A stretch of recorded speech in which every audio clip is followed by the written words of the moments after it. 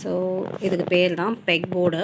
இது வந்து எதுக்குன்னா குழந்தைங்களோட கான்சன்ட்ரேஷனை வந்து இம்ப்ரூவ் பண்ணுறதுக்கு.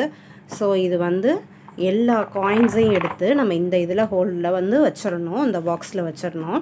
ஸோ வச்சுட்டு ஒவ்வொன்றா வந்து டைம் செட் பண்ணிவிட்டு குழந்தைங்க வந்து எவ்வளோ நேரத்தில் வந்து இந்த பெக்ஸ் எல்லாம் கம்ப்ளீட்டாக கலர் வைஸு நம்ம எப்படி சொல்கிறோமோ அந்த மாதிரி, இல்லைனா ஒன்று மாற்றி அடுக்க சொல்லணும்.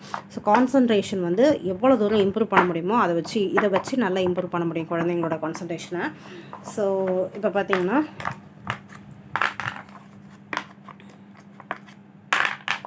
நம்ம எல்லாத்தையும் இப்படி எடுத்து போட்டுட்டு அவங்கள ஒன்று ஒன்றா எடுத்து அடுக்கி வைக்க சொல்லலாம்.